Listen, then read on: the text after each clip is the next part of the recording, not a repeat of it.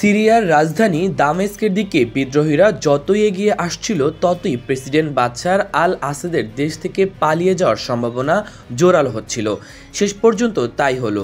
বিদ্রোহীদের উত্থানের মুখে বাধ্য হয়ে বাংলাদেশের সাবেক প্রধানমন্ত্রী শেখ হাসিনার মতো আকাশপথে অজ্ঞাত স্থানে পালিয়ে গেছেন বাশার আল আসাদ।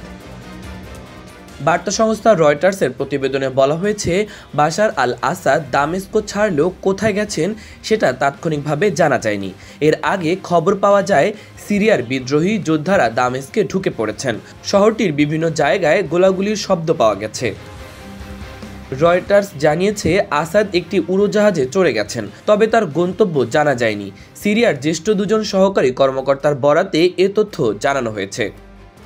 এ বিষয়ে লন্ডন ভিত্তিক পর্যবেক্ষক সংস্থা সিরিয়ার অবজারভেটরি ফর হিউম্যান রাইটস বলেছে, দামেস্ক আন্তর্জাতিক বিমানবন্দর থেকে একটি ব্যক্তিগত উড়োজাহাজ ছেড়ে গেছে। সেটায় বাশার আল আসাদ থাকতে পারেন। ওই উড়োজাহাজটি উড্ডয়নের পর বিমানবন্দর থেকে সরকারি সেনাদের সরিয়ে নেওয়া হয়। সিরিয়ার সেনাবাহিনীদের জ্যেষ্ঠ দুই কর্মকর্তা আসাদের দামেস্ক ছেড়ে যাওয়ার খবর নিশ্চিত করেছেন।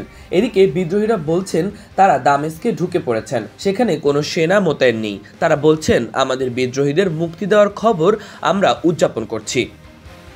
সিরিয়ার তৃতীয় বৃহত্তম শহর হোমসের নিয়ন্ত্রণ নিয়েছে দেশটির বিদ্রোহীরা। বিদ্রোহী কমান্ডার হাসান আব্দুল ঘানি সামাজিক যোগাযোগ মাধ্যম এক্সে দেওয়া পোস্টে বলেছেন, হোমস শহর পূর্ণাঙ্গ স্বাধীন করা হয়েছে।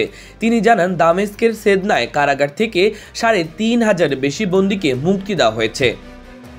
ব্রিটেন ভিত্তিক সিরিয়ার অবজারভেটরি ফর হিউম্যান রাইটস বলেছে, সেদনায় কারাগার খুলে দেওয়া হয়েছে। সেখানে আসাদের সময় কয়েক হাজার মানুষকে বন্দী করা হয়। বাশার আল আসাদের মতোই ছাত্র জনতার তীব্র আন্দোলনের মুখে ৫ আগস্ট বাংলাদেশে শেখ হাসিনার শাসনের ১৫ বছরের পতন হয়েছিল। একটি সামরিক হেলিকপ্টারে করে উড়াল দেন শেখ হাসিনা। প্রথমে সেই হেলিকপ্টার অবতরণ করে ভারতের উত্তর পূর্বাঞ্চলীয় রাজ্য ত্রিপুরার আগরতলায়। সেখানে তিনি কিছু সময় অপেক্ষার পর বিমানে করে যান দিল্লিতে। এরপর থেকে সেখানেই আছেন শেখ হাসিনা।